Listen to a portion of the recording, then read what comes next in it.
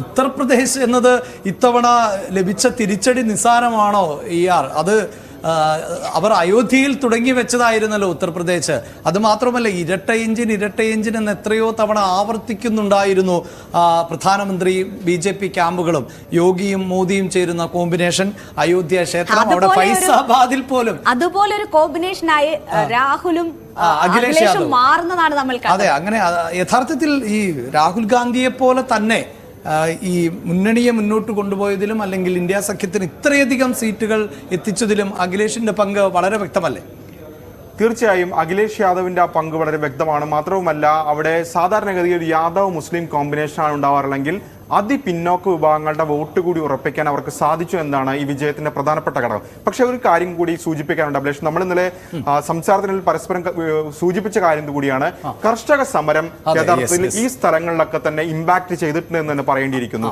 അത് നോക്കുകയാണെങ്കിൽ ഇപ്പോൾ സംസ്ഥാനം തിരിച്ച് അതിലേക്ക് പോവുകയാണെങ്കിൽ നമുക്ക് ആദ്യം പഞ്ചാബ് തന്നെ എടുക്കാം. കാരണം കർഷക സമരത്തിന്റെ ഏറ്റവും പ്രധാനപ്പെട്ട കേന്ദ്രമായ പഞ്ചാബ് എടുക്കുമ്പോൾ പോലും പഞ്ചാബിൽ എന്താണ് സംഭവിച്ചതെന്ന് നോക്കാം. പഞ്ചാബിൽ BJPക്ക് ഒറ്റ സീറ്റില്ല. സാധാരണഗതിയിൽ പഞ്ചാബിൽ 2 സീറ്റുകൾ കഴിഞ്ഞ തവണ BJP വിജയിച്ചതാണ്. ഗുരുദാസ്പൂർ പോലുള്ള മണ്ഡലങ്ങൾ തുടർച്ചയായി വിജയിച്ചു വരുന്നതാണ്. വിനോദ് ഖന്ന, അതിനുശേഷം സണ്ണി ഡിയോളിനെയൊക്കെ മത്സരിപ്പിച്ച് വിജയിപ്പിക്കുന്നതാണ്. പക്ഷേ അവിടെ BJP ചിത്രത്തിലില്ലാത്ത വിധം പോകുന്നു. 2 സ്വതന്ത്രർ അവിടെ വിജയിച്ചു എന്നത് പ്രധാനപ്പെട്ട കാര്യം. പ്രത്യേകിച്ച് ഖലിസ്ഥാൻ അനുഭാവമുള്ള 2 പേർ അവിടെ വിജയിച്ചു വരുമ്പോൾ BJP ഏതായാലും ചിത്രത്തിലില്ലാത്ത വിധം അവിടെ തകർന്നു പോവുകയാണ്. പഞ്ചാബിൽ പ്രധാനമന്ത്രിക്ക് പ്രചരണത്തിന് പോലും ചെല്ലാൻ കഴിയാത്ത സാഹചര്യം ഉണ്ടായിരുന്നു. ഏറ്റവും അവസാനം വരെ നിലവിലുള്ള MP-മാരെ ഖരാവോ ചെയ്യുന്നത് ഉൾപ്പെടെയുള്ള പ്രതിഷേധ പരിപാടികൾക്ക് പോലും പഞ്ചാബ് വേദിയായ ഇടം കൂടിയാണ്. ആ സമയത്ത് ശിരോമണി അകാലിദളിന്റെ ഒരു തീരുമാനം അല്ലെ, അവർക്കൊരു സീറ്റ് കുറയുകയും ചെയ്തു എങ്കിൽ പോലും അവരെങ്കിലും രക്ഷപ്പെട്ടത് ഒരു സീറ്റ് അവർക്ക് നേടാൻ സാധിക്കുകയും ചെയ്തു. നേടാൻ സാധിക്കാണോ? ശരി, പഞ്ചാബ് പോലെ തന്നെ അത് ഈ സഖ്യത്തിൽ നിന്ന് മാറിയതായിരിക്കാം അല്ലേ ഗുണം ചെയ്തത്? തീർച്ചയായും സഖ്യത്തിൽ നിന്ന് മാറി അവർ ഒറ്റയ്ക്ക് മത്സരിച്ച് അവിടെ വിജയിക്കുന്നു.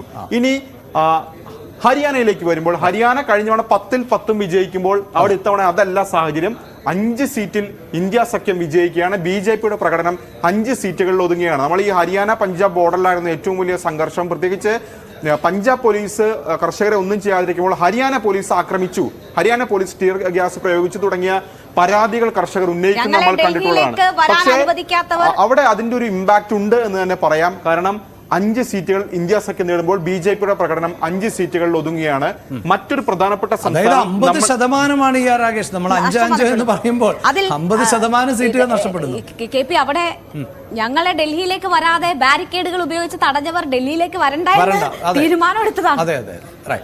മൂന്നാമതായി നമുക്ക് കാണേണ്ടത് UP തന്നെയാണ്. അതിൽ ഈ കർഷക സമരം അടക്കമുള്ളവ സഖ്യം ഗുണം ചെയ്തു എന്ന് പറയുമ്പോൾ പോലും, അഖിലേഷ് യാദവും രാഹുലും വലിയ പ്രകടനം നടത്തിയെന്ന് പറയുമ്പോൾ പോലും അതിൽ ഈ കർഷക സമരവും വലിയ സ്വാധീനം UPയിലെ തെരഞ്ഞെടുപ്പ് ഫലത്തിൽ ഉണ്ടാക്കി എന്നാണ് തന്നെയാണ് ഈ കണക്കുകൾ സൂചിപ്പിക്കുന്നത്. കാരണം ഇന്ത്യ സഖ്യമാണ് അവിടെ ഏറ്റവും കാര്യം. കാരണം BJP ഒറ്റയ്ക്ക് 71 സീറ്റ് 2014 നേടുന്നു. 2019 വരുമ്പോൾ അത് 62 സീറ്റ് ഒറ്റയ്ക്ക് നേടുന്നു. പക്ഷേ ഇപ്പോൾ NDA എന്ന് പറയുന്ന സഖ്യത്തിന് പോലും അവിടെ 36 സീറ്റുകളാണ് ഉള്ളതെങ്കിൽ ഇന്ത്യ സഖ്യം അവിടെ 43 സീറ്റ് നേടുമ്പോൾ സ്വാഭാവികമായും ഈ കർഷക സമരം അടക്കമുള്ള വിഷയങ്ങൾ സ്വാധീനിച്ചു എന്ന കാര്യത്തിൽ രാകേഷ്, പക്ഷേ മധ്യപ്രദേശിൽ എന്തുകൊണ്ടാണ് അതിന്റെ ഒരു ഇമ്പാക്റ്റും ഉണ്ടാകാതെ പോയത്? രേണുക, മധ്യപ്രദേശ് പരമ്പരാഗതമായി BJPയുടെ ഒരു ശക്തി കേന്ദ്രമാണ്. നമ്മൾ UP ഒക്കെയാണ് ശക്തി കേന്ദ്രം എന്ന് പറയുമ്പോൾ പോലും മധ്യപ്രദേശിന്റെ സമീപകാല ചരിത്രമൊക്കെ എടുത്തു നോക്കുകയാണെങ്കിൽ, അല്ലെങ്കിൽ UP അധികാരത്തിൽ വരുന്ന ഘട്ടത്തിൽ പോലും മധ്യപ്രദേശിലെ കൂടുതൽ സീറ്റുകൾ ജയിച്ചിട്ടുള്ളത് BJP ആണ്.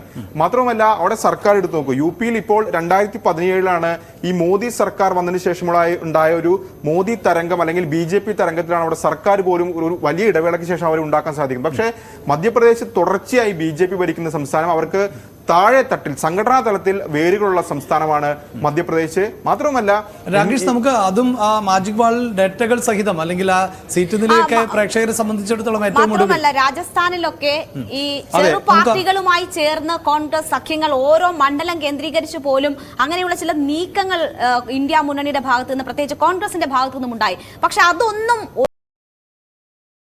വർക്കൗട്ട് എന്നൊരു സാഹചര്യം കൂടിയുണ്ട്.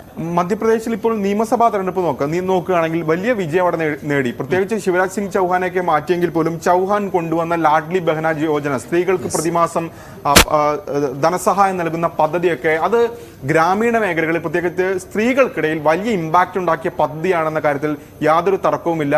ഈ സാധാരണഗതിയിൽ ഒരു സർക്കാർ കൂടുതൽ കാലം ഭരിക്കുമ്പോൾ സർക്കാരിന്റെ സീറ്റുകൾ കുറയാണ് പതിവ്. ഇപ്പോൾ കേന്ദ്രത്തിലും സംഭവിച്ചു.